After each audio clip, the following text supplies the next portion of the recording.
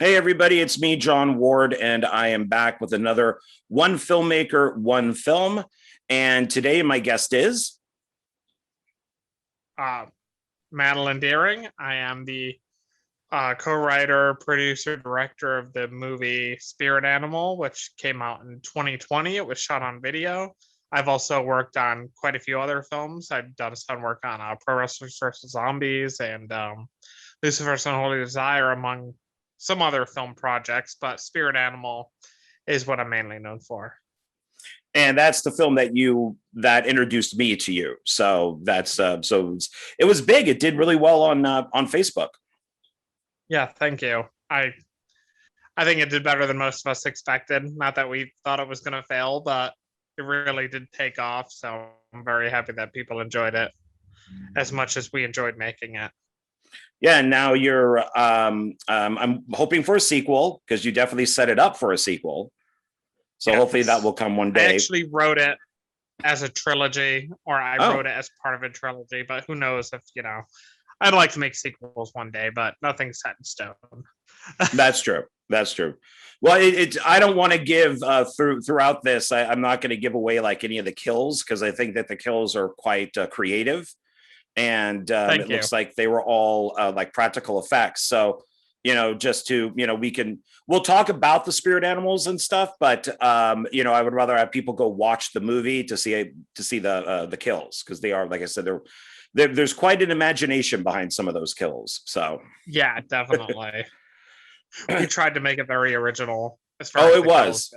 Yeah. I saw the film when I first bought it, and in fact, try to keep it right here. This copy right here, and I'm going to go into a little bit more of it later. But I watched it then, and I watched it again last night just to kind of refresh myself, and I forgot how bloody it is and slimy and how creative some of the kills are. So best to let people enjoy that for themselves. Oh, definitely. That's what it's all about. So the first question is, how and when did you come up with the idea for this film? So that kind of goes back. So I wanted to make a film, obviously. And I wrote this script for a short film called Bathtub Sharkitect, which we're now making into a feature, but my actors dropped out and it never happened. And I just kind of, whatever. And I was like, well, screw it. Let's make a movie. So I took some of my ideas from that and incorporated it. And I was like, well, maybe I could make like a killer with a shark mask. And I was like, well, it might be cool if there were different masks. And it just kind of formed from there. And then my friend Mark, who he plays the guy who rescues the final girl at the end. He was saying something to me like that he heard on the news or something. One of those like extreme environmentalists was saying, "Oh, humans shouldn't even be on the earth," or whatever. And it just kind of started. And when I started seeing, like straws being replaced by paper straws and stuff, because the straw kill was how I first came up with it. It just kind of all came together, and I've always found reincarnation very interesting, and the killer's motive, and everything just kind of came together. So I kind of took all these ideas I had for past films and just put it all into this one, and I really wanted an original type of killer, and I was like, well, what's his mask going to be? Well, why not have him wear a different mask? So that's how I came up with like the idea for him to be different animals. So it was a lot of stuff. Yeah, it sounds like it, but it all worked out. Yeah, it all formed together in this, in my opinion, awesome idea. So, so I noticed that the film it takes place on New Year's Eve, which is rare. It's not a Christmas horror film, which most people would probably place it. So why New Year's Eve instead of a different holiday? So the cool thing is, like, I love holiday horror, and I was trying to think of a holiday that they didn't use enough, and like New Year's kind of came up, and it also worked into the plot because, not to give too much away, but the ending has a lot to do with the new year. So it worked into the story, so I worked it in there, and they were, going to cabin, so why not have it be for New Year's? So I just kind of worked it in there, and yeah, I think it worked out well. It And did. yeah, like you said, New Year's Evil is like one of my favorite movies, and that's like really, yeah. I mean that and what, Night Train to Terror? Wait, no, Terror Train. I'm sorry, Terror Train. Oh, Terror Train They're the with two New with Year's Jamie Lee Curtis. movies, Yeah. So yeah, they're the two New Year's movies. So I was like, why not make another one? There's so many Christmas ones, and we had that Christmas that flashback at Christmas. So I was glad we get to have a little bit of Christmas in there because I love Christmas slasher movies. But yeah, that New was Year's nice. really I like goes that. into it. Yeah, Yeah, it was thank nice you. to see that flashback because it's you threw in a little bit of Christmas in there, and then for the most part, it's all New Year's Eve, and then of course the ending of the film that's kind of the climax is on New Year's Eve. So going into the new year, like you said. Yeah. So I love the way it kind of fits together, and it even like tells the dates leading up to it, and I really like that it all really fit in together. Well, and it's nice that it takes place on on that holiday because unlike my stuff, which is Aximus, you have 10,000 Christmas horror movies to choose from. Exactly. So the chance of your film being or my film being left out is quite high. But if you do something that's not on a holiday that a lot of people have done, like New Year's Eve, you're going to be part of that group. So your film is now too. Yeah, it's going to be put in there with Terror Train and some of these other films. So yeah, it was a smart thing to do. Thank you. I thought so. And I love New Year's, honestly, as a holiday. And it's just a reason for people to party. So that's what these kids are all about. Oh, yes, they are. So how did you decide what spirit, I guess I should say, how did you decide on what spirit animals to use? And then when you knew which ones you were going to use, how did you decide which ones would kill what characters? Yeah, I mean, like the first scene I wrote, like I said, like the straw and everything that came up with it and the shark. That was the first scene that was the scene that the whole movie stemmed from. So I already knew, Timmy would be the one to get the straw and the shark. And and then like my scene with the dog and my friend Sarah, she works at a place called the Dog Stop. So she loves dogs. So I was like, well, a dog for that scene. And I don't know. I just kind of came up with animals. I found masks and stuff. I just found stuff that would be funny and just kind of wrote it how it is. I don't know. It just kind of came together. I tried to make the kills have something to do with like things that people did in the movie. Like I said, like him with the straw and like the cow scene I came up with like after the script was already written. So I was like, I should have put a cow butcher in here. That came up later. So, and those were two friends from upstate New York. So we filmed that in upstate New York. It was not even originally going to be part of the movie. And the dingo pizza scene, dingo pizza was something I came up with for a past film.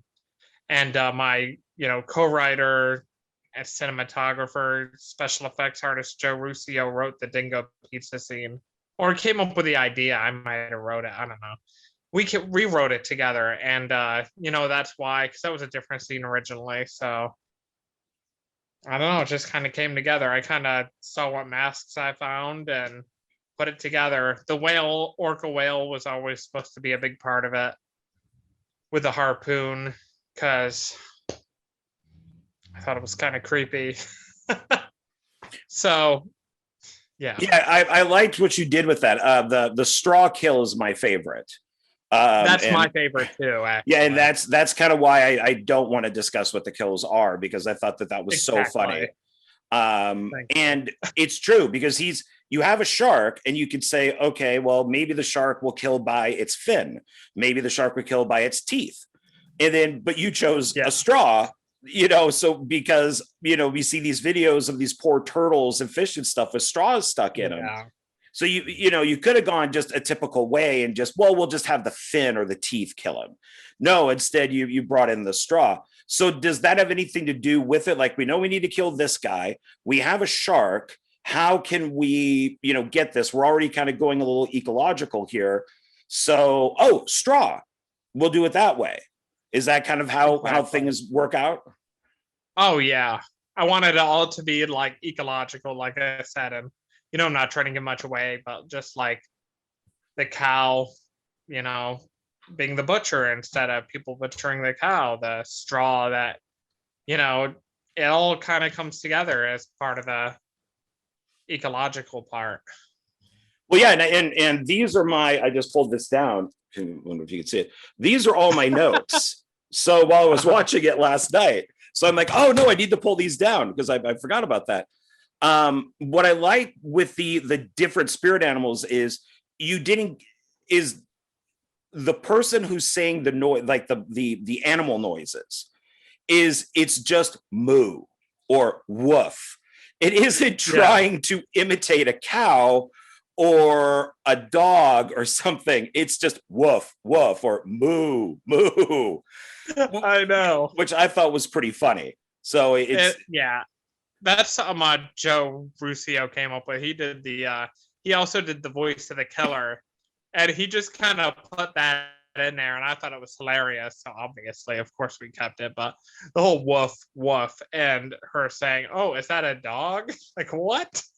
It's funny and it works. And like the killer's voice, if you've ever seen Nail Gun Massacre, I wanted the killer's voice to kind of be echoey and deep like Nail Gun Massacre. So that's kind of, and I wanted like puns like Nail Gun Massacre. That was a big inspiration. Yeah, I've seen a Nail Gun Massacre a couple of times, so I could see that. Yeah. Yeah. Well, so the spirit animals that are in here, and I wrote them down, is dog, cow, shark, which you're obviously a big fan of, yes, dingo, giraffe, and bear. There's also the buffalo in the beginning. Oh, that's right, the buffalo. That's right. Yeah. Yes. So how did these kind of fit into your story? Did you think first, let me get the spirit animals and then I'll write it, or I'll just kind of write it, then fit them in? Aside from the shark and the buffalo, I just kind of wrote it and fit it in. Like the buffalo, there's a South Park episode, if you're a fan of South Park, and I believe it's whenever the Native Americans had like a casino and they were talking about the spirit of the buffalo. I don't know why. And that's why I put that in there, the spirit of the buffalo. I don't know. But so the spirit of the buffalo was in the beginning. I know I had that because that was the first scene, and I knew the shark. And like I said, the dog, because of my friend who loves dogs. But I think as I wrote it, I just kind of came up with the spirit animals. God, I'm trying to remember. I started writing this, October 2019. So yeah. And I think I always wanted like the orca to be in there, which Freaky Willie. And monkey throwing poop.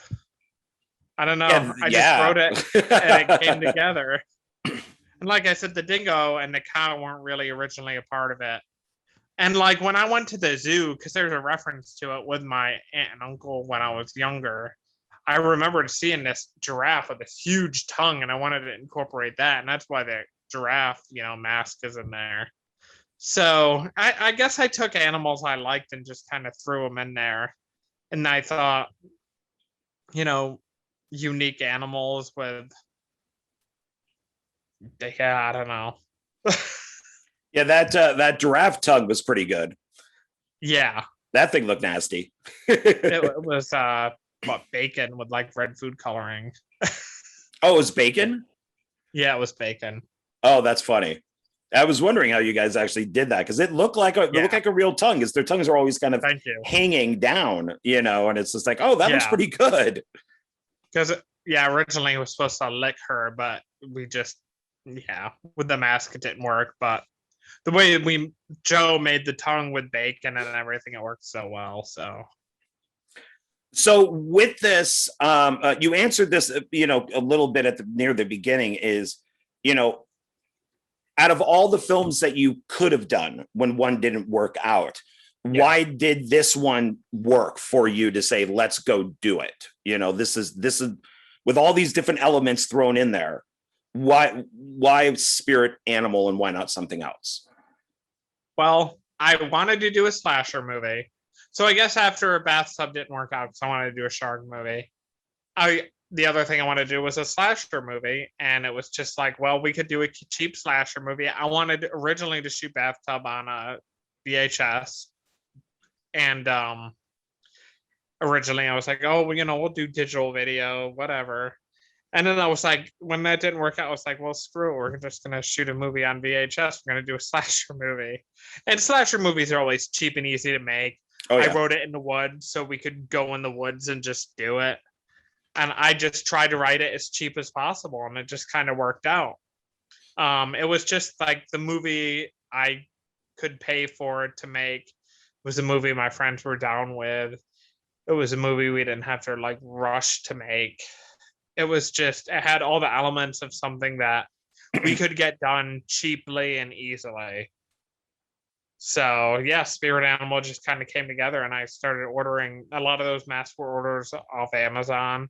And I just started putting it together and I wanted it to be like a short, like 60, 70 minute movie, you know, something short. And it even evolved more than that. But yeah, originally it was just, again, it was kind of easy locations and everything, easy locations and friends, and that's what put it together, friends who I could count on. Excuse me, very dry out here in Vegas. So okay, yeah, it's so flat out here. It's just the air is just flat. So while you were kind of putting it together, thinking of budget and using friends and locations and all that, was it always going to kind of be like an ecological film, or did you just want to go straight slasher and then that came later? So it was always going to be one, but it became more of one later because, like I said, when I started writing it, the straw was what brought everything together. That's what made the idea come. But the movie, I wanted to have it like done in a few months. I want to have it filmed and everyone's schedules. That was one of the toughest things, like trying to get everyone's schedules together to coordinate, and everyone works. It's hard. So it took a year to film the movie and seasons changed. So we were like, well, let's add a global warming angle.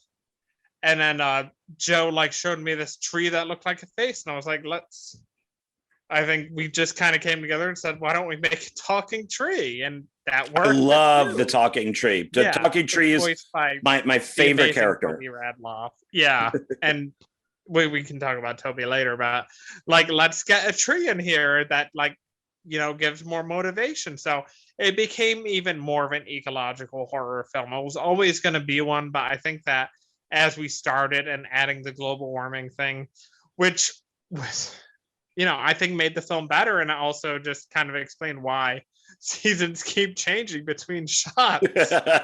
You know, but it worked out. So yeah, it just kind of turned into its own thing, but it was always going to be one. But I think we made even more of an impact on, you know, the ecological aspect of it. Yeah. And like the whole movie kind of stemmed from the line, fuck the environment as well. That was, I think, the first line I came up with, fuck the environment. There's your tagline. That's my favorite line in the whole movie. Yeah, I was mad when he was doing that type of stuff because I'm originally from California. You know, I'm from Northern California, the Bay Area. And so we're very, you know, ecological friendly, and it's all about recycling and not leaving that footprint. And so, you know, when I'm seeing him, you know, dropping stuff on the ground and just throwing things or breaking a bottle, I mean, I'm just like, oh, I want that guy to die. Oh, he needs to die horribly, you know? And so it's like, yeah, I don't like any of that stuff. I mean, it's, you know, even in, you know, like big budget films or whatever, if somebody's on a boat and they throw a beer bottle out, I get mad, you know, and I wish for their death. So it's just like, no, what are you doing? Just keep it on the boat, you know, just throw it in a trash can. So exactly. You know, people are so lazy. They are. And like, walking around, like, especially now, I mean, I'm in Pittsburgh, seeing all the masks and stuff on the ground. It's just disgusting. So I really was trying to make a statement, even if I am kind of making fun of people who really take things too seriously, like humans shouldn't be, whatever.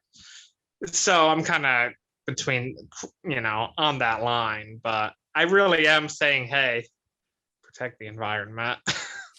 Well, yeah, really and you figure that, the mask is supposed to prevent COVID, the kind of both ways. Yep. And then people are just throwing them on the ground like it's a cigarette. And exactly. I work at a storage facility and I pick that stuff up all the time. And I use gloves because I don't know if picking up that mask with my bare hands is going to do anything. Like if a person does have COVID or the flu or they're sick or whatever it is, anything. Yeah, I mean, I got to pick it up with a glove or just sweep it up or something. And it's, they're just as bad as cigarettes now. So there's part two right there. You got your mask now. There's one of your murders. So. Exactly. Now you had mentioned this VHS. So I at first was wondering until I saw some of the behind the scenes of like, okay, was this shot on VHS or was this just shot on digital and then made to look like it was on VHS? Yeah. But and of course it's shot in 4:3, so it's got that kind of just the box, not the rectangle. Why did you choose to shoot it on VHS? So I'm a huge fan of like shot on video movies. I kind of grew up with them. And when I was in 7th grade, I watched Killer Nerd with Toby Radloff, if you've ever seen that. And I don't even know if I knew what like shot on VHS at the time was, but that was the first shot on video movie I believe I ever saw. And after my friends and I watched it, 7th grade birthday party, we're like, we could do this. So that's really what inspired me, I think, in the first place to be a filmmaker. So from there, I started watching, video violence and Splatter Farm and, Cannibal Campout and all that stuff. I've always loved shot on video.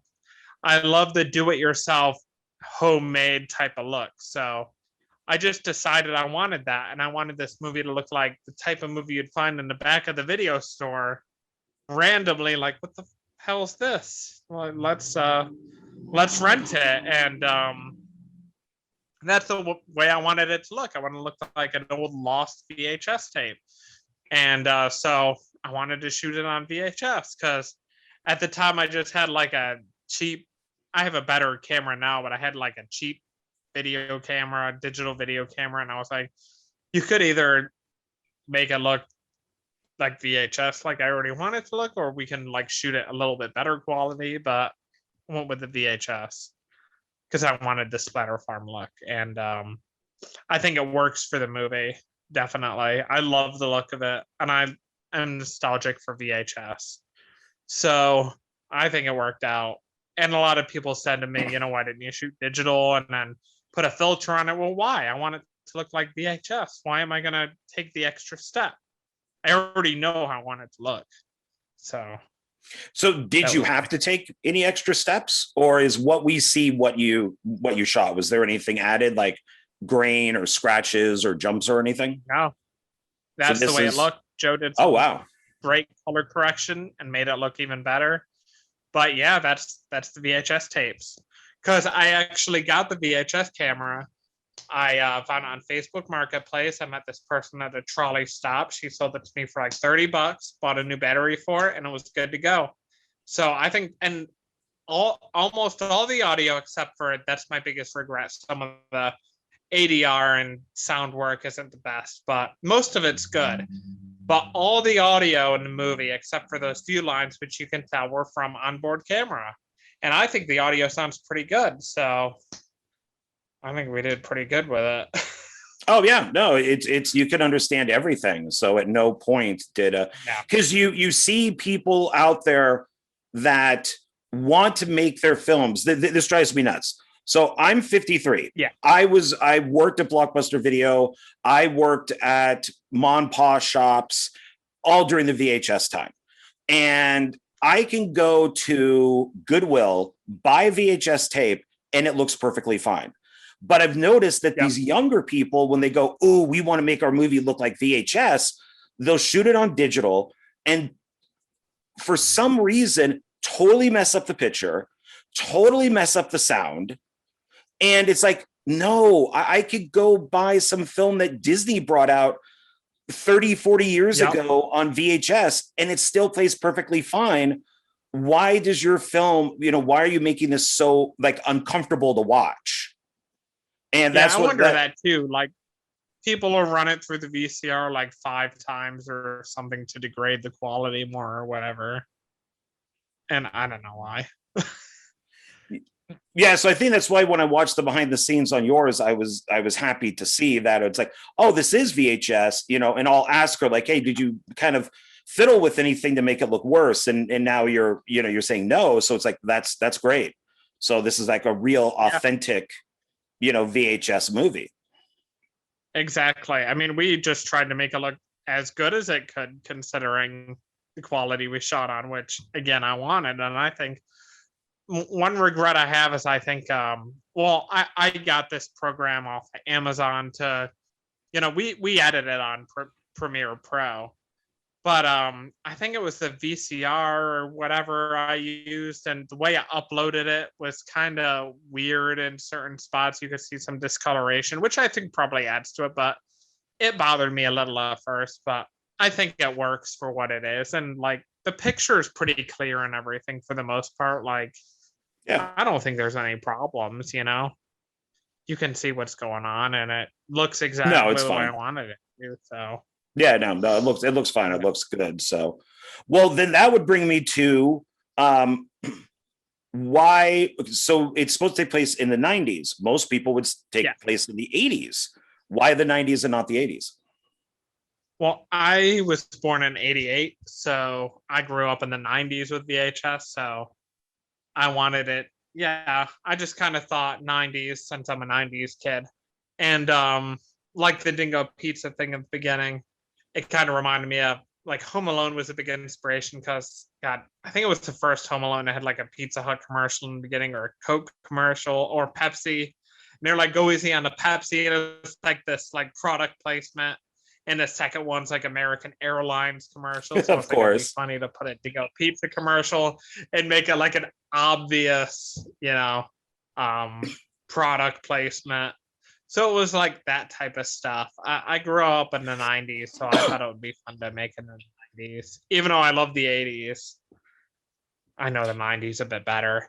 But also, we didn't want it to take place in like to even like say exactly what year it took place, because I didn't want to deal with all the, make sure all the cars or whatever is from this time period. So I never tried to like say what time period, but I mean, if you open up the DVD and you see the coupon that expired in 93, 94, I think it was like 94, I was going for the 90s.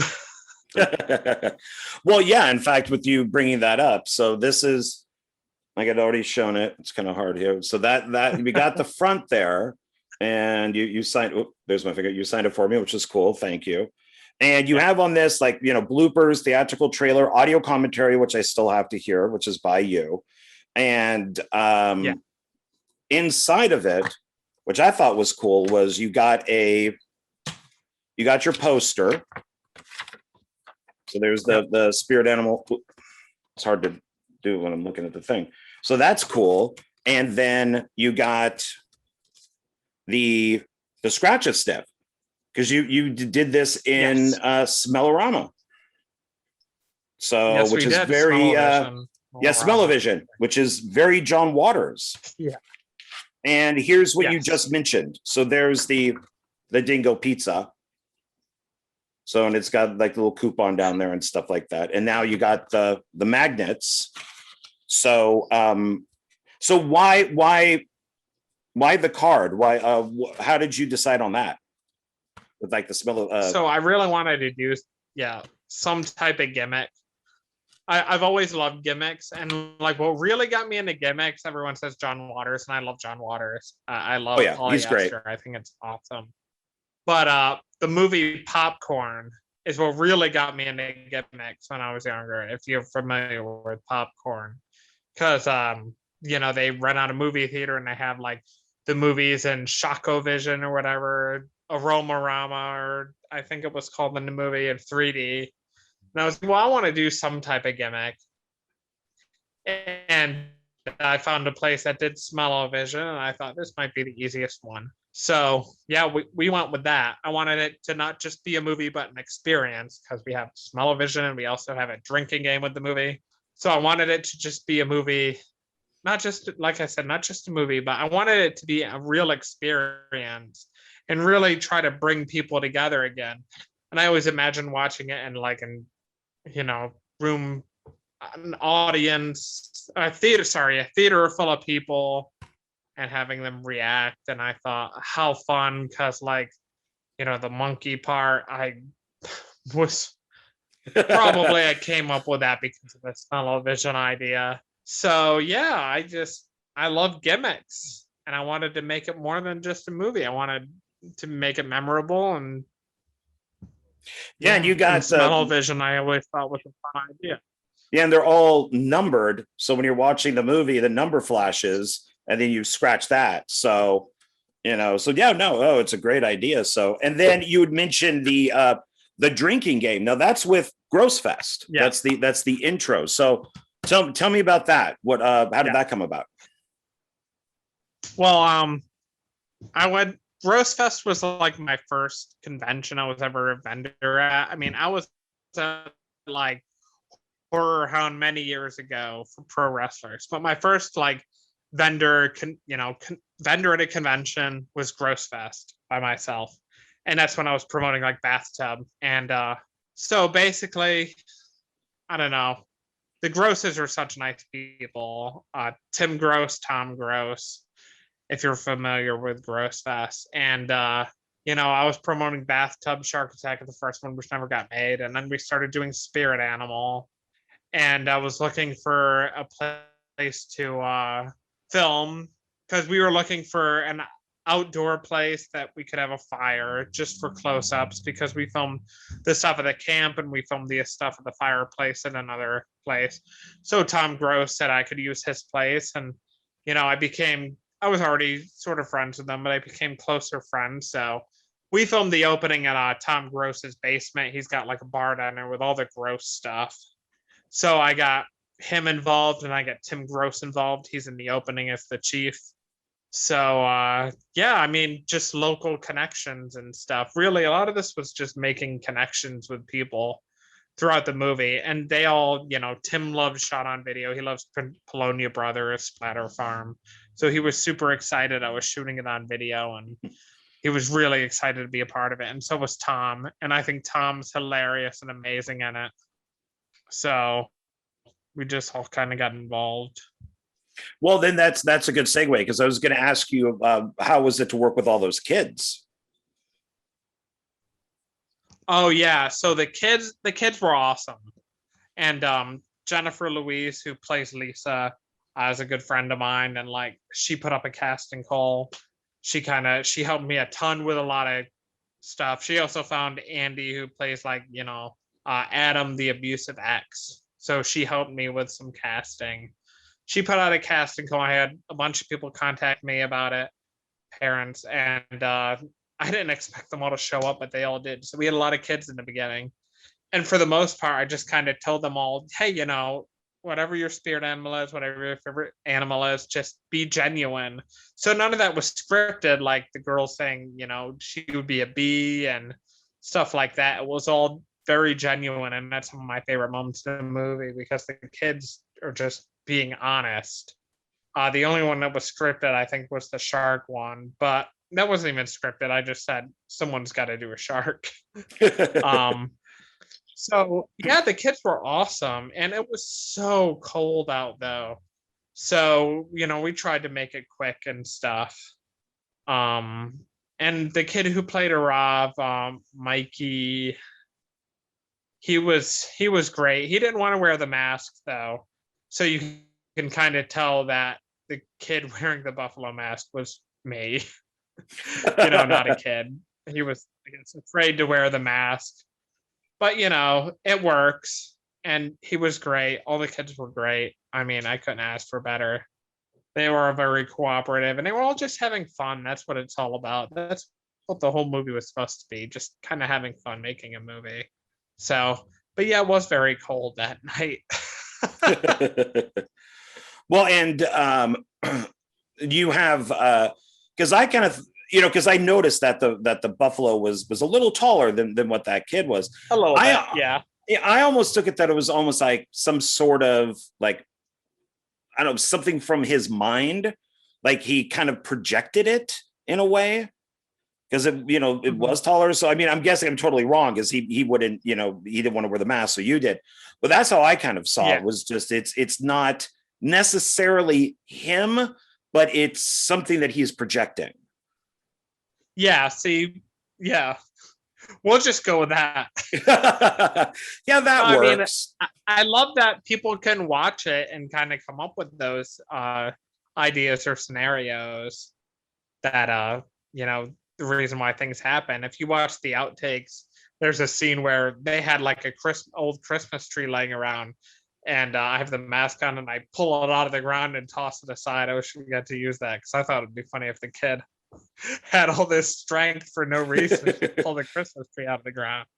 But yeah, I mean, there's different ways to kind of look at it, because I think the cool thing about spirit animals, I came up with my own mythology for the spirit animals, and I think you can kind of do anything with it. So that's one of my favorite things. So I think that if people watch it and they interpret it differently, I think that's so awesome.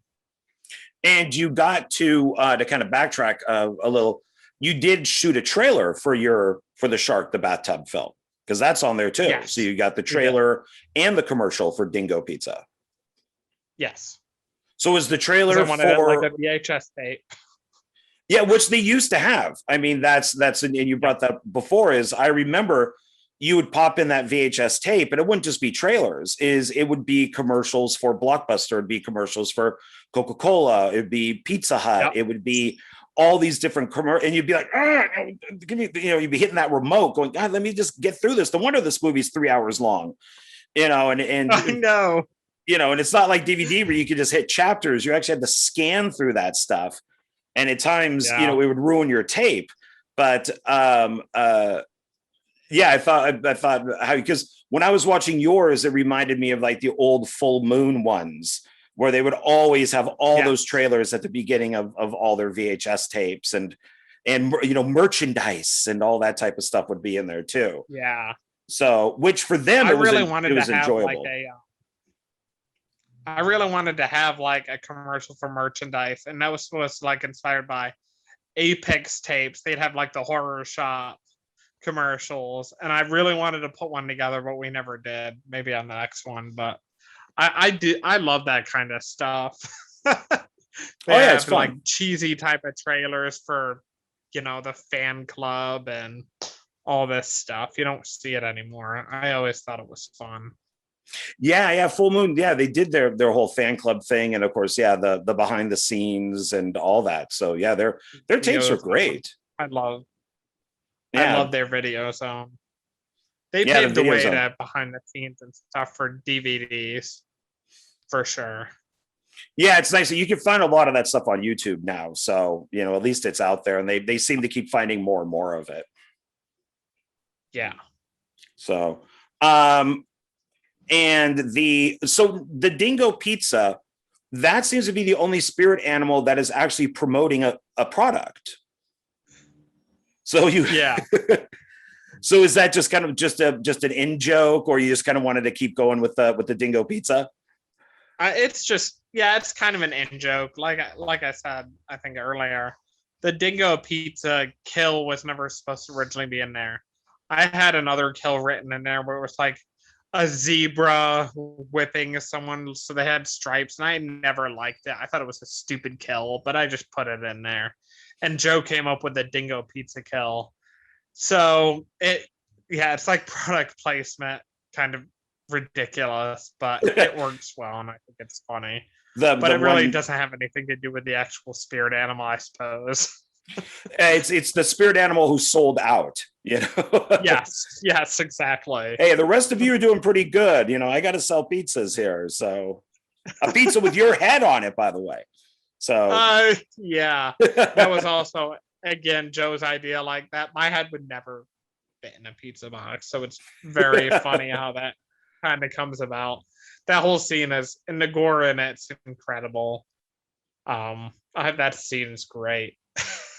well, and okay, so then that leads us into practical effects. So I didn't see any like VFX in there at all. I saw, you know, lots of practical effects, lots of blood, slime, which I love, and little hints here and there of the original Evil Dead. So how did that all kind of come together instead of just doing visual effects like a lot of people do? I wouldn't even know how to do VFX. I'd have to pay someone. And Joe always is experimenting with gore effects and stuff, and he does it all on his own.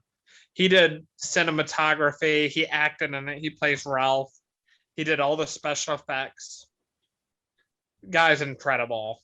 So I told him I wanted like kind of like brighter red blood, like Suspiria or the old Italian, or again like Splatter Farm. And funny enough, I didn't watch Splatter Farm until like halfway through filming, and when I finally watched it, it was like I was already inspired by the movie, even though I never saw it. And I showed Joe, and I was like, "Yeah, we gotta. This is what I want." Yeah. And the blood was like a mix of red paint, chocolate syrup, and water. So it was like bright red, and that's what I wanted. So yeah, all the gore effects and stuff were all practical, and it was like do it yourself. I mean, and they weren't even as difficult as like some of the effects might look. Like a scene, I won't give too much. I'm sure you know the scene I mean. You know, a lot of Halloween store props and stuff, and just kind of put together to make it happen. And we had this long tube that Joe found, and he just kind of squirted blood through it. I mean, it was all very simple, and I think a lot more simple and better looking than visual effects would have done. And since we were outside for the most part, it was easy to do a lot of that without like making a huge mess, you know. Although you can tell from some shots that are supposed to be outside that they were just in my shower, because you could see we put some like leaves behind, and I think it's funny that you know. Oh, so that's I know the scene you're talking about with that. So that's your shower. Yeah. That's funny. So yeah, I love the way the effects look. I think Joe did amazing. I couldn't be any happier with it. Oh, and I would never go. I don't like. I'm not saying I don't like VFX if it's done right, you know. But why? Why for a movie like this? Well, yeah, especially for what you're aiming for with VHS and 90s and all that type of stuff. So yeah, I mean, you would have to intentionally make the visual effects bad. So why do it? Because you know all that stuff it didn't look good back in the 90s. No, and bad VFX just looks bad. Bad practical effects still look fine. Like the head explosion in Killer Nerd. I wanted something like that, and I showed again Joe that, and I was like, yeah, I want something like this. And like that's one of the most fakest heads I've ever seen, and it just explodes like fireworks. And it's one of my favorites. Like, you know, that's what I wanted. So yeah, always practical. Yeah, you have to. I recently rewatched Scanners, and there's just not a head explosion that's like that. I mean, it doesn't matter what your budget is. You're not going to beat Scanners. Even the original Dawn of the Dead, you're not going to beat that type of stuff. But Scanners really does take the cake. And Maniac as well. Oh yeah, Maniac. Yeah, that's true. That's a great head explosion. So it's yeah. I mean, there's quite a few. What was the other one? Tom Savini did effects for, oh my god, what movie was it? There's another one, wasn't there? With Dawn of the Dead, he I don't did mind. Maniac. I don't think there was anything in The Burning. Oh, The Prowler. Yes, that's what I'm looking for. I haven't seen Yeah. that in years. The Prowler had a good one too, if I remember right. Yeah, that was great. But Yeah, but the Scanners shotgun. is the best. Scanners is the best. Yeah, that is definitely true. Because it's not even done with like a weapon, it's just done with the guy's mind. So it's just somebody just going, and then his head blows up. It's just, there's no gun aimed at it, there's no nothing. It's just him kind of wigging out in a chair. Exactly. And like it was so unexpected back in the day whenever everyone first saw it. Oh, totally. Yeah, I saw it in the theater when it first came out, and I had no idea. I think my mother took me, and she was like shocked. That's it. Yeah. So now, everything is basically in place, and you got your script. You know what spirit animals you're going to use. You got your cast. You got all that. How are you determining what your budget will be? Oh, whatever money I had lying around. Not that I had a lot lying around. At the time, I was the assistant manager in the produce department at a grocery store. So I was saving up a little bit of money. And I just said, we're going to do this as cheap as possible. Whatever money I can pay out of pocket. I started buying props and stuff. I had the camera. I had most of the stuff I needed. And again, we filmed it throughout a whole year. So I just paid a little bit of money here and there for stuff that I needed. So our budget was somewhere around, I want to say 1,000, 1,500, probably more around 1,500. So I went as cheap as I could, and we really utilized everything that we had around. Not a lot of set dressing. I mean, the apartment you see is my apartment, and I think that's just kind of funny. We put California raisins in there, which I think is funny. If you're a California raisin fan.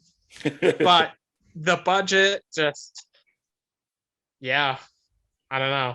I paid out of pocket, and I never wanted to do an Indiegogo. It was my first movie. I was like, if we get one movie done people enjoy, we could probably get funding for another one. So that was my whole mindset, to get our first movie done just ourselves. So I didn't really want any outside help or anything.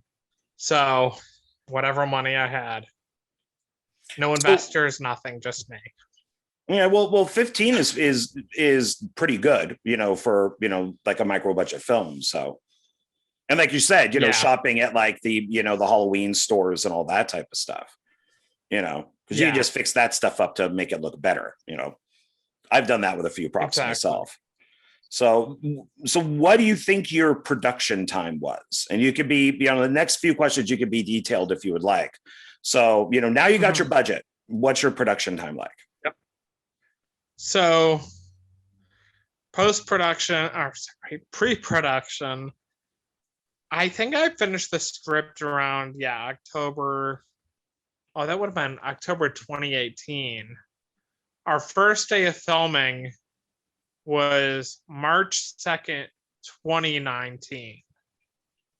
So we had a few months of pre-production.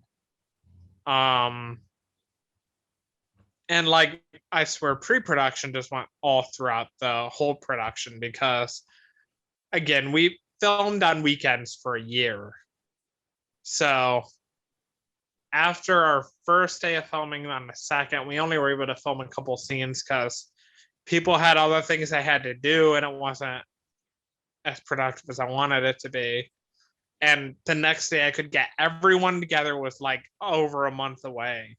And I was upset, that it was taking so long. And I wish I would have been a little more patient, because I think we started March 2nd. I couldn't get everyone together till like the end of April or something. And that was when we shot the cabin, and we shot a lot of stuff that day. And we just basically just shot all these weekends throughout the year. So the production took about a year, and we edited as we went along. It wasn't like we shot everything and then started editing. We started editing scenes together here and there. And that's how we came up with all that extra stuff that we could do. When we started putting it together, more ideas came. So the whole production took about a year, because our World premiere was March 13th, 2020, right before, the pandemic hit. So, yeah, about a year, which really isn't bad. And so that was our rough cut, March 13th. And then we did some post-production work and stuff. Matt Cannon did this incredible score. He scored it in 5 days, right before our I like premiere. his score. I thought of reaching out to him myself. So I like his stuff. Yeah. I can't recommend him enough. He's incredible.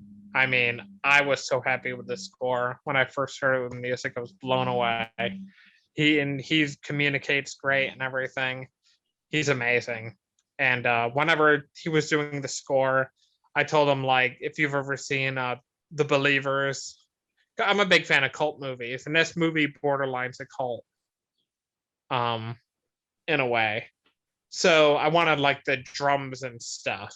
So he put all that together with me. It was super cool. But so we did a few extra shots and stuff later, after the premiere and stuff, and then we put out in July. So, but I would say a bulk of it just took place in a year, and it was mostly just shooting on weekends. A lot of times, like, it was difficult because I would work my job. Everyone was only available on weekends. I'd work my job like 5 to 1, go home for like an hour or less, and then we'd film for a few hours before it got dark. So it was a lot of work, and I was tired, but we made it work. And very frustrated with the compass, because your grandfather gave you that compass. Damn compass. I still have it. I swear it works. I just don't know what was going on that day. Well, passed down for generations. That's right. It's authentic. It's not plastic. So how did you come across the cabin? How did that come about? I was looking for cabins online. I was looking for something somewhat affordable because, I was trying to be cheap. And originally it was supposed to be like a bigger cabin like Evil did, where everyone had their own rooms. Actually, this can go back to, I think it was before we shot Pro Wrestlers. We went to this cabin in West Virginia, and it was so nice. I'd still love to rent one just to take friends and have fun. But I was looking for something closer, and I got there, and it was smaller than I expected. But I was like, we can make this work. So the gag in the movie where the cabin is that small was kind of my, I was expecting it to be smaller than I wanted, but I don't know, it was smaller than even I thought.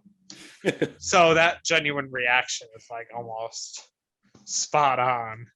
So yeah, I found one that wasn't too expensive and it wasn't too far away. It was in Portersville. I think it was like Bear Run Campground. And they were nice. I never told them that I was filming a movie.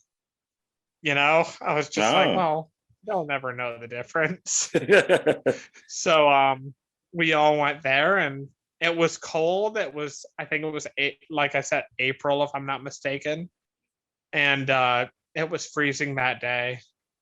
There wasn't heat or anything. And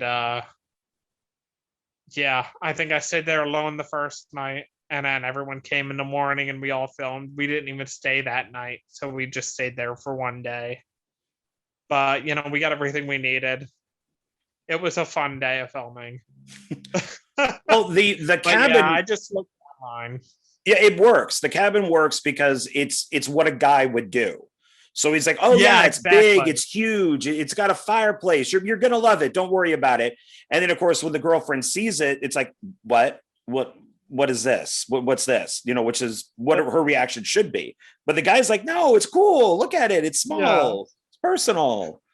Ralph's character just kind of evolved as like this cheapskate as we kept going. Like, we just decided to make him like this really cheap guy who loves a good bargain. It just made us so much funnier.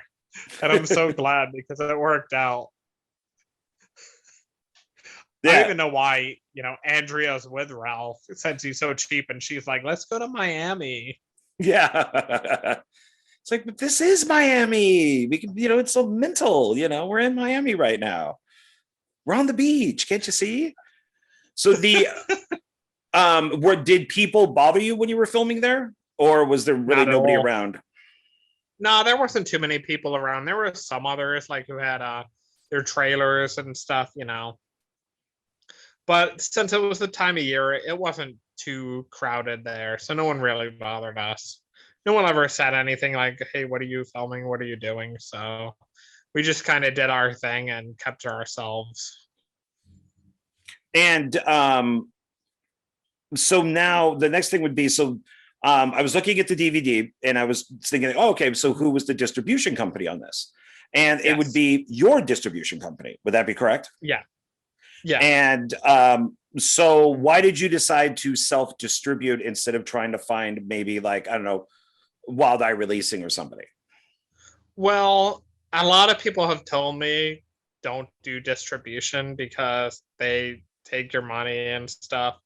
Although self-distributing is a lot of work. I've never been against regular distribution, but I want to do our own little run first. I've talked to a few distribution companies, so I can't really say too much, but I'm hoping something works out in the future because I want to get into streaming and stuff. And I mean, if none of the distribution works out, I'd probably look into it myself. But for right now, I've just self-distributed. But that's something that could change in the future. But again, well, I got this, and Tim Gross recommended him, JM De La Rosa, to do DVDs for me. I know Kunaki does too. And, I could look into them, but so far I've just kind of done it myself. But, working 2 jobs, mailing DVDs and stuff can be a lot of work. I feel bad because I'm not the best at mailing stuff out, and I've gotten better, but I'm still not great. And I'd love to have, after such time has passed, have someone take over. But, it needs to have the right home for this type of movie. And, the smell-o-vision isn't cheap. And that probably won't last forever. And I'm glad that I did it on my initial run. But, yeah, I want someone who's going to take care of my movie, take care of our movie, and make sure it gets the right home and the right eyes on it. So, if that happens, that'd be amazing. And if not, I can always self-distribute, but I'm sure someone could help us get a wider audience. But at the beginning, I think it's good to do your initial run. Most filmmakers do that I've seen, they do their Indiegogo and they'll do their limited edition, first editions, and then they'll get a distributor later. So, yeah. Yeah, there's definitely like for Maximus 1 and 2, they're through Screamtime Films, and I guess through one of their third parties, they were able to get it onto Tubi. So that was kind of cool. Yeah. And then I've looked into on YouTube, there's Kings of Horror and another one called Alter. That's really good. And I reached out to them and they sent the forms. And so maybe that's a way to go, is either through like Alter or Kings of Horror too. So it's basically just if they like the movie or not, they'll pick it up. Exactly. It's all about if it's their cup of tea. I mean, I thought about Wild Eye too. I've heard good and bad, but so have I. Not ready for that yet. I'm talked to other people. Have companies reached out to you yet? A few. So okay. I'm in talks with one right now. Again, I can't say anything, I guess, but right. It sounded like the best home for it that I've heard so far, so I'm hoping it works out. Well, and that's, I mean, if it does come out through like a regular distribution company, then this becomes just a little collector's item, and this is the exactly this is that's how I feel about it. Yeah, I'll never get rid. So, and then I would even pick up the new one. So especially if it had like added features to it, like bonus features. Yeah, because I'd really like to.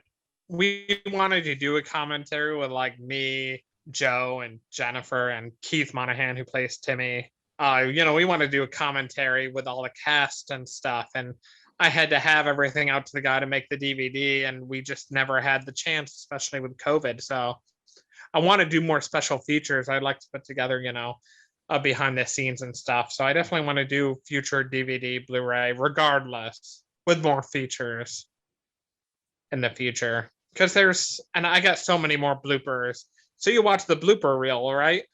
Yes.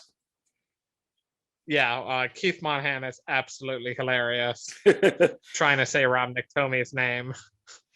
He could not get that right. No matter how many No, times it was pronounced for him, he just could not get it. he's very funny. He's a good guy. But it's funny is in that you say it's my fault. I made up the name. Maybe I should have just Yeah. kept it easier. And I had that problem with Joe Lujan. I was working on one of his Immortal Wars, and I had to say a character's name, which was just a made up name. It wasn't like Susan or Sam or something. It was some kind of X-Men type of name. I think it took me like 20 takes to finally get that name right, because it's just like, it's not a real name. You're having me pronounce something that's not real. And I just could not do it. And it finally clicked, but it took a long time to get it. So I was feeling for the guy. I'm like, oh man, I've been there. I know exactly what he's going through. So That happens. So right now with the what's happening with the film now? Just I have DVD copies still for sale on my Facebook page, Spirit Animal Movie, and we're gonna be screened at like Bad Movie Bingo in Pittsburgh whenever that starts back up, and hopefully some other screenings. We screened at Tampa Bay Screams a couple weeks ago. It was our first film festival, so that was exciting, and I hope to do more, film festivals and conventions. Just trying to set up some screenings and stuff, and selling DVD copies, and that's about it. And hoping people enjoy it. Not a whole lot. And I have some new merchandise like those Dingo Pizza magnets and stuff. So just promotion. Yeah, you could because it's a company. I mean, you could do keychains. You could do a bunch of stuff with that. It's not just. I have keychains. Yeah. Yeah, I mean, there's a lot of stuff you could do with that. So coffee mugs, you could do coffee mugs. I'm a big coffee mug person. I've been wanting to actually get coffee mugs made. Yeah, and those are nice because you could always, if somebody buys them, they could always, put them in their film as an Easter egg. If somebody's drinking coffee, here they are drinking out of a Dingo Pizza's coffee mug, so somehow they're connected in that world. Always. Yeah. And so since the release of the film, because it's been what, a year since it came out?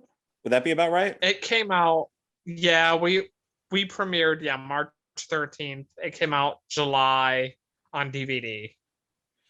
So it's supposed to be for Gross Fest, but Gross Fest got canceled. So I released it through my Facebook page and stuff. And so what has happened with your career since? I mean, like you said, you sold a lot more than what you were expecting. What has happened to your career since then? I've just made a lot of amazing connections with people. Like I met you, and I met all these other amazing people. I've started a podcast, and I'm a part of another podcast all about shot on video movies. And I don't know, I've just made a lot of cool connections. I've met a lot of cool people through this movie, and especially in the SOV world. Like I always loved shot on video movies, and I think it was kind of a gamble originally, because I was like, well, whatever, I don't know if people are as into it as I am.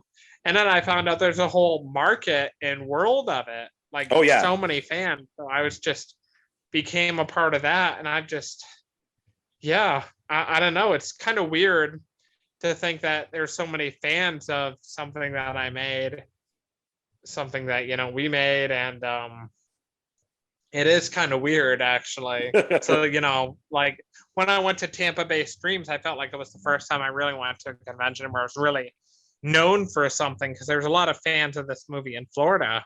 So, and I think that we're going to have a easier time making more films, since so many people enjoyed this one. So actually, I want to go back to kind of like a pre-production or a post-production question. So since you shot it on VHS, how did that work with editing? How did you transfer it? How did all that come about?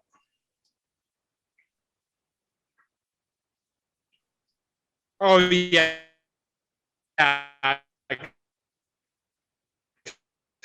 I got this program off Amazon, It was really a pain.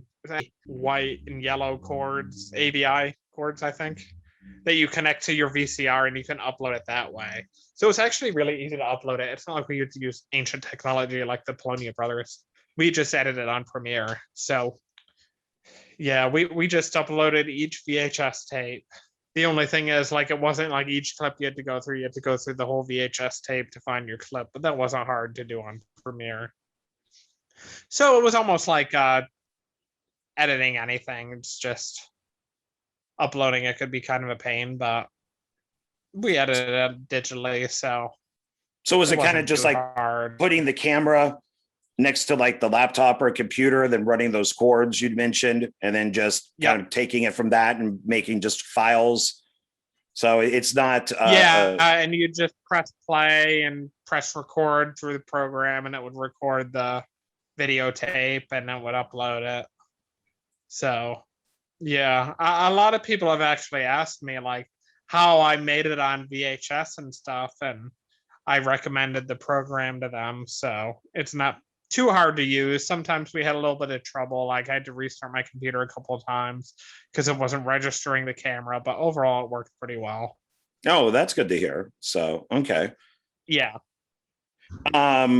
So the now back to where we're at in the questions. Do you prefer to work more independently, or are you a filmmaker that likes to work with a lot of people? Ugh.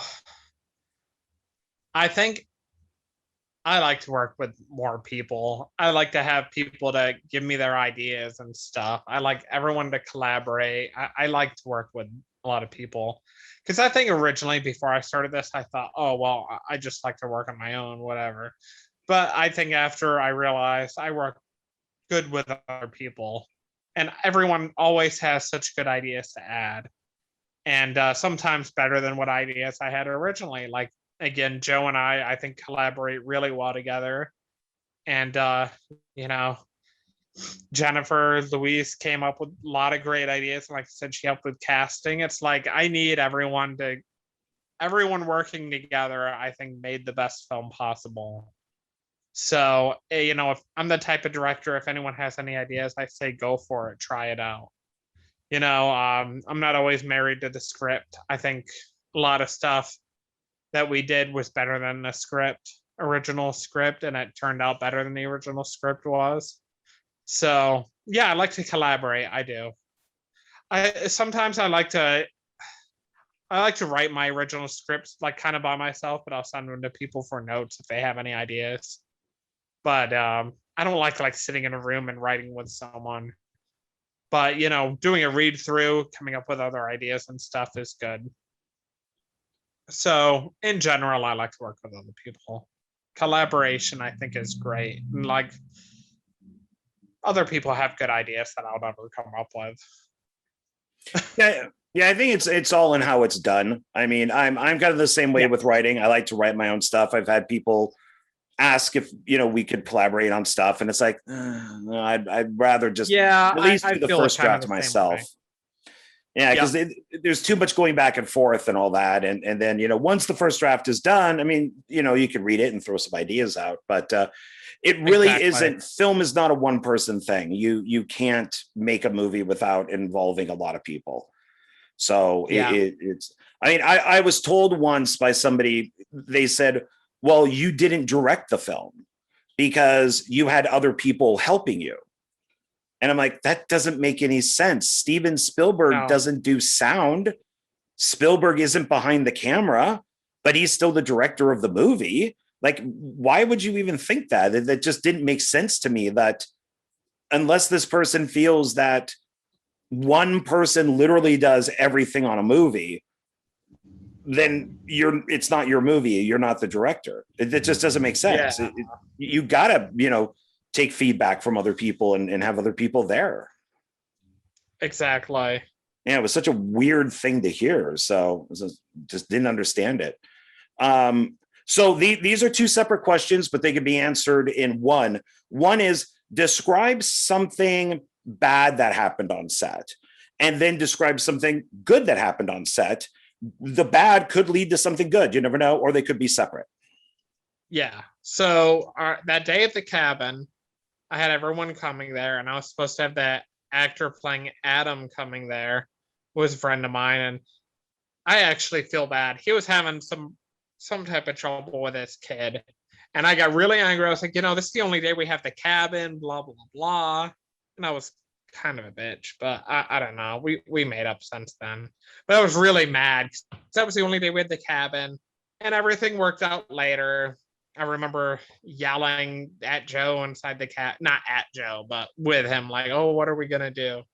So we had to move all the scenes with Adam. Like there's supposed to be some stuff inside the cabin, but we just kind of filmed everything at a different location and made it look connected. You can't even tell when watching the movie.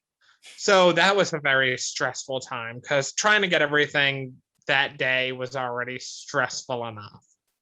And I wish that I would just chill out a little bit sometimes. I get stressed out a little bit too easily, but that was tough.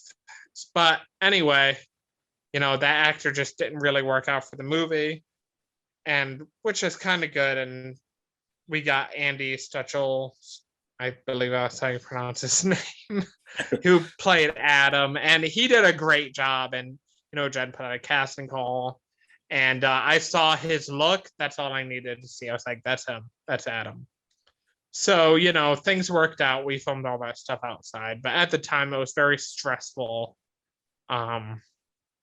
Yeah, because when actors don't show up or can't show up, even if it's beyond their control, I'm trying to be more. That's something for the future I'm going to be more understanding about. But at the same time, if you have cast and crew waiting and it's essential, Right. come on.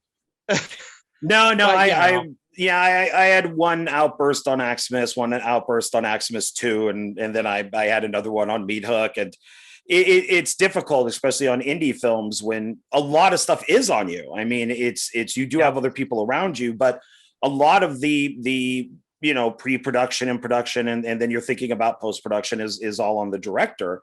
That it's easy to kind of freak out from time to time, especially when people aren't taking it as seriously as that you wish that they would.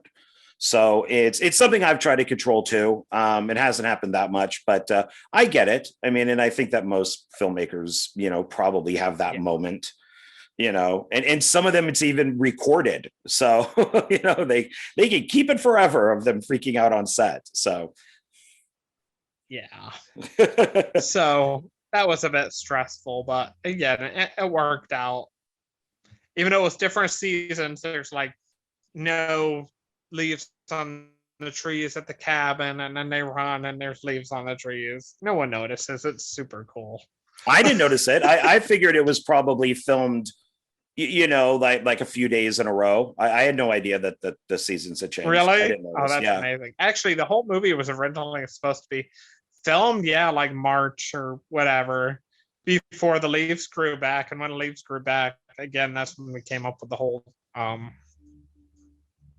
global warming angle. So, and the tree growing leaves and stuff.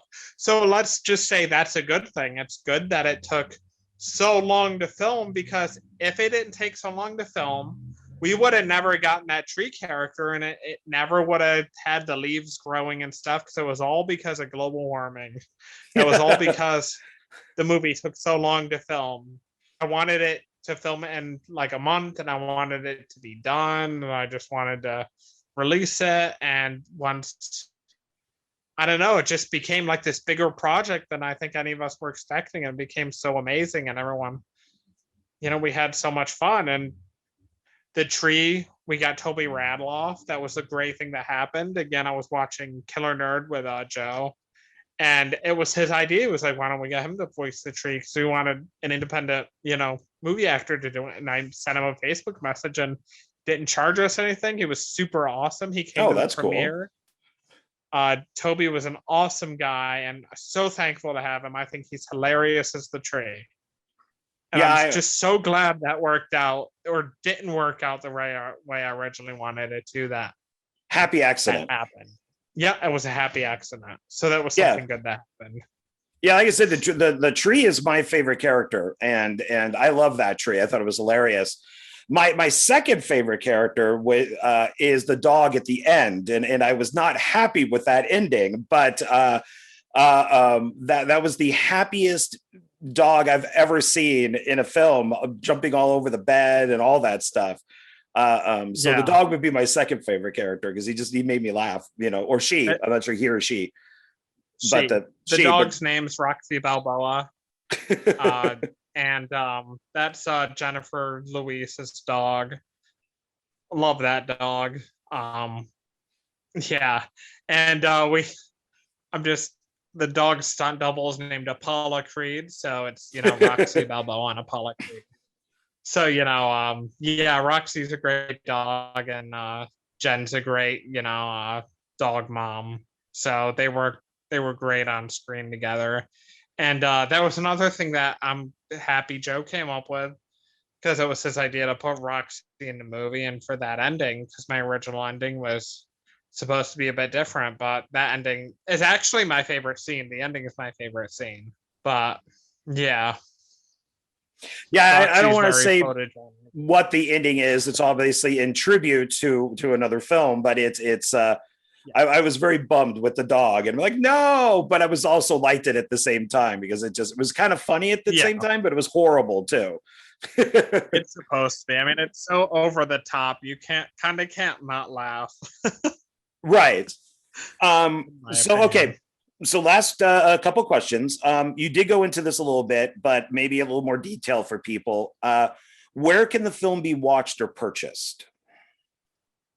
So for right now, you can look up our Facebook page, Spirit Animal Movie, and or you can look up my Facebook, Madeline Deering, and just send me a Facebook message. I have DVDs on $20 for the Smell-O-Vision DVD with Smell-O-Vision card, $15 without, and I asked for $3 shipping. So I'd like to set up a I don't know, a shop soon, store on V or whatever. I don't know yet. But for right now, yeah, just through Facebook. So, or you can find me on Instagram, but I don't use Instagram much, so I think it's on Deering095. Or NecroSharkFilms at Gmail, whatever. Okay. And so yeah, I just sell them myself off of those. Okay, well that's a good way to do it. So and you'd brought up Kanaki, and I've used Kanaki, and I thought they were pretty good. I've heard good things about Kanaki.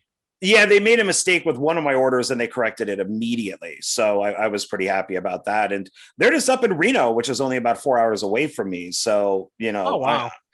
So I get my stuff pretty fast, but I've been happy with their product. And so I'll probably be using them in the future. So how do you stay organized and prioritize tasks, for your films? Oof.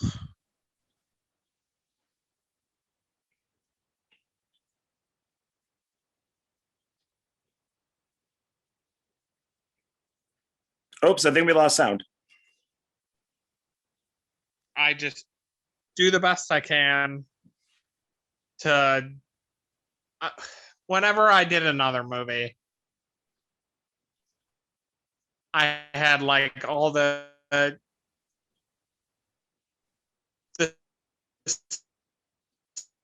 script pages, and I just kind of, I think the way I stay organized is because every day we uploaded footage, and we just kind of put it together as we did, and as we were putting the movie together, we could see what we needed or what we might have missed, and that just kind of helped us keep organized. I don't know. Staying organized making a movie is not easy. There's so much different stuff. I don't know. Do you like giving tasks to other people? What? Or do you like giving tasks to other people, or do you prefer to just kind of do it yourself? I usually just do things myself as far as like behind the scenes type of stuff goes. But at times, like, again, Jen was a big help, especially with the she's a great actress, and she's in some different groups, for acting. So I had her again help me with casting, and I had Joe do Joe did most of the editing. I mean, he did pretty much it all, and especially fixed some of the stuff that I edited. So he put a lot together. It was especially the three of us that worked together to make this everything work. But we all just kind of did our own thing. But as far as like scheduling and what we were filming and stuff, that was mostly me. I always just tried to plan ahead and saw who we had, when people were available, and I really don't even know how I did it. Because again, it was hard to schedule. Everyone just had, it was like, you're free this day, okay, we can get you this day, whatever, we'll film that. And yeah, I don't even know how I kept it, because I don't even think I kept a log or anything. I was just like, okay, we're filming this that day. Yeah, scheduling is one of the toughest things when it comes to film, and especially indie film, because I normally use my phone's calendar for stuff. So I would write everybody's name down. I'd contact everybody. Does Tuesday the 5th work? Everybody says yes. You're like, perfect. And then 2 seconds later, one of those people goes, oh no, I forgot I have a birthday to go to. And that throws everything out the window. And then you got to, okay, well, let's try the following week. And then, and you just keep going on and on until you find a day that everybody matches, or you just have to kind of split everybody up. So yeah, scheduling is that's mostly what we've done. Very tough. And I don't think a lot of people out there actually realize that it's not the actual filming of the movie. It's the scheduling. Yeah. Yep. So that was the toughest part for me, is scheduling. Yeah. Oof. So actually, kind of an off the cuff question before we get to our last one. So why sharks? Why do you love sharks? What is it to you about a shark? Oh, I mean, I've always liked sharks, but I think it was like after Sharknado came out, I just got so into it, and it like brought my love of sharks as a child just back. It was so over the top, so ridiculous. And it's just like all these shark movies, sharks are just everywhere. And they've been around for millions of years. Like, they're just amazing creatures. So they've always kind of fascinated me. And I don't know. There's so many shitty shark movies. I have a whole podcast about it. It's a shitty shark show. I don't know. I've always kind of liked fish. I feel like the whole ocean is a whole different world. I think the ocean and space they're like the parts of the world you just can't really see the whole thing of. There's so many creatures in the ocean you don't know about. So the fact that sharks have been around so long, and like megalodons and stuff, it's just really fascinating to me. So I don't know. I like sharks. And I mean, I saw Jaws at a young age, and I really enjoyed that. And my uncle and I, we used to like talk on the phone and do the Jaws theme and say Jaws was coming. So they've always been kind of a special to me. But I've really just enjoyed like the recent, and not so much anymore, but splurging, shark movies that the Asylum has done, Three-Headed Shark Attack, and all that stuff. It's just, they're fun. Yeah, and they keep making them. I mean, they're not stopping. I mean, the was it like the 48 meters down, I think it is, or we're now on part 2, and there's probably part 3 coming out, and all of the basically anything with a cage in it is now part of it's was it Deep Sea Blue? Is that it? Deep Blue Sea? Deep Blue Sea. We're now on what, part 3? Yeah, part 3. Yeah, it just keeps going and going. So people love sharks. They can't get enough of them, even if it's just the same thing over and over. I know. It's like I compared shark movies to like those shitty Hallmark Christmas movies. You know what you're going into. They're the same movie over and over again, but somehow comforting. And that's how I feel about shark movies. And I mean, sharks are scary creatures. If you were in the ocean with a shark, my God, it would be scary. So I think the fact that they can make them so fun and ridiculous too. I just love about anything sharks. and shark movies have been around for so long. Oh yeah. It's like one of the old, and I've always loved actually, nature versus man type movies. Like Grizzly is another one of my favorite movies. I can't wait for that new Severin Blu-ray. Or Cujo, just anything with animals. So again, like since I love nature versus man movies, that's Spirit Animal was my way of being able to almost make one. So yeah, okay, yeah, I can say, yeah, okay, yeah. I just happen to love the ocean, so, or I haven't gone much in years, but yeah, if you're trapped on a boat or something. Oh man, I used to when I was a kid, because of thanks to Roger Corman and his cheesy 70s, humanoids from the deep and up from the depths and stuff. I used to go to Tahoe, and that lake, Tahoe Lake, is crystal clear. You can see straight down to the bottom. And we went out on one of those like glass bottom boats, and it terrified me, even though it's fresh water. Imagine. Yeah, I thought just something was going to just swim up and bash the boat. And it was just, but it's just a lake just with fresh water in it. But I was this kid just terrified of it. So yeah. But I was fine walking around the woods and everything with, could have been kidnapped or murdered or something. But no. If that giant shark was going to get me, it was going to be in a glass bottom boat. So that's what makes it funny. And okay, so our last question. Is there anything you would like to plug? Something from the past, the present, or the future? Well, yeah, so Joe Ruscio, again, he was the cinematographer and effects artist, editor of A Spirit Animal. He's got a movie coming out called Beyond Dark Dreams that Necroshark is releasing, coming out later this summer. And I can tell you right now, this movie is incredible. It's kind of like an anthology, some short films that Joe did, and Joe does everything on his own. He did the bulk of this movie on his own. Since we were talking about collaborating and stuff, like he is like amazing. So I'm so happy that I was a producer on the movie, and we'll be putting that out this year. Also, we'll be filming Bathtub Shark Attack this September. I'm shooting for, so I'm very excited to finally put that together. And now it's going to be a feature instead of a short. And, we're putting a lot of new ideas in there and everything. It's going to be like a shark movie like no other. And I have the shark, and I'm not going to give much away about the shark yet, but that shark is incredible looking. And it was sculpted by like one of my favorite effects artists. So I think that's incredible. And I also do 2 podcasts, Shitty Shark Show, which is on every other Thursday. We're going to do Sharknado 3 the next episode, which is one of my favorites. Cool. And SOBs Who Love SOV is another podcast I'm a part of, but that's on a hiatus for right now. But yeah, so I keep busy. Oh, it sounds like it. Try to. Yeah. I'm excited to make another film. I can tell you that much. Oh yeah. It's getting closer. So yeah.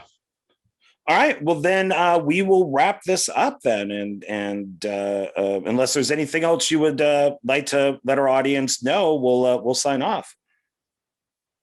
No, I think that's about it. If you enjoy Spirit Animal, check us out on IMDb and rate us, or Letterboxd, which I just started using, which I think is a super cool app.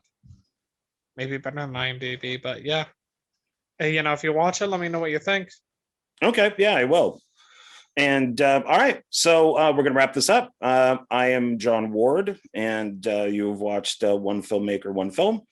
Thank you very much, and I will see you on the next episode. Bye. Bye. Thank you.